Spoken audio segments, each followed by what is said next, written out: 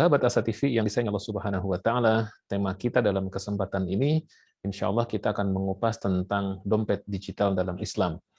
Sahabat Asa TV yang disayang Allah Subhanahu wa Ta'ala, kalau kita melihatnya bagaimana perkembangan penggunaan uang dalam Islam itu cukup luar biasa. Yang pertama, misalnya kita melihat bahwa perkembangan uang dalam Islam itu di zaman Nabi Shallallahu Alaihi Wasallam menggunakan mata uang emas yang bernama dirham, ya, dan juga mata uang dinar, ya, dinar dan dirham. Ya. Maaf kalau dinar itu emas, kalau dirham itu perak. Ya.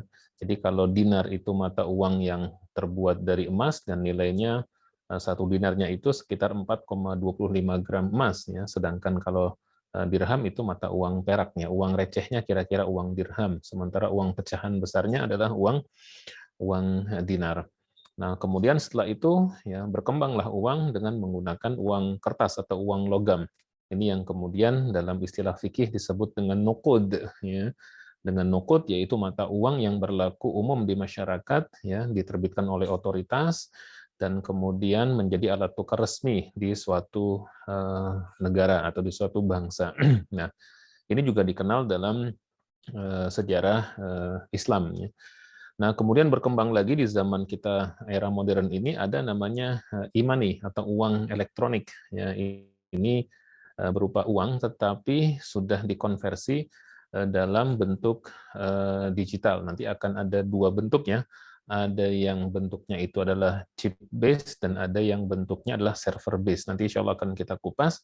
Kemudian berkembang lagi sekarang ada yang dikenal dengan istilah dompet digital atau e-wallet. Nah, e-wallet ini sekarang juga cukup marak dan banyak sekali keuntungan dan keunggulan yang ditawarkan oleh para penerbit e-wallet, ya, berupa diskon, berupa cashback, berupa segala macam fasilitas yang dari sisi kita sebagai yang menggunakan e-wallet ini juga banyak keuntungan, ya. Di antaranya adalah kita tidak perlu memegang uang cash terlalu banyak, ya.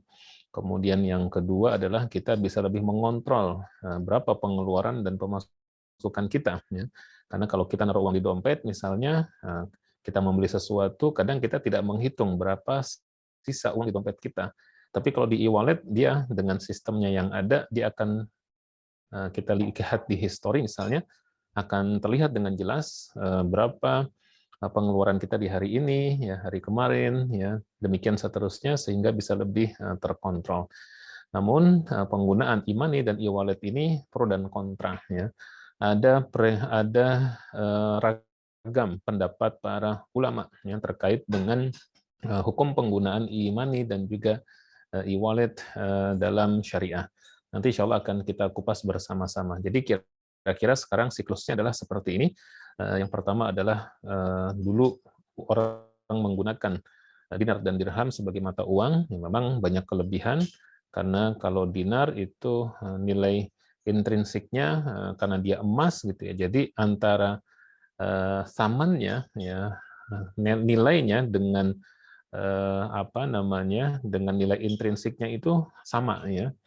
Dan, karena dia terbuat dari emas sehingga lebih stabil. Nah, tetapi karena keterbatasan bahan-bahan baku yang ada dan juga menghindari munculnya kecurangan, ya, karena orang bisa saja menghimpun uang emas, ya, kemudian tidak mengeluarkannya.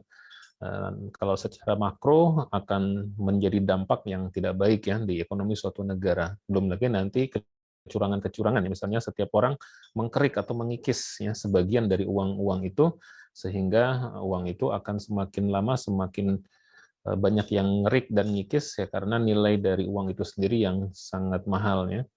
Nah, nanti juga lambat laun pasti dinar itu juga akan habis tuh nanti lama-lama, ya, karena banyak orang yang ngerik, ya.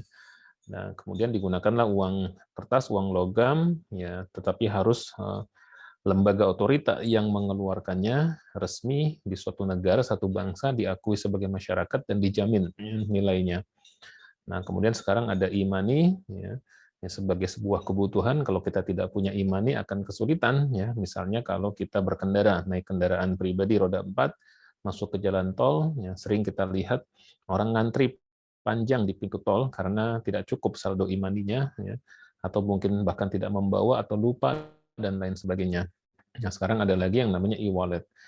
Kan kita kupas insya Allah satu persatu.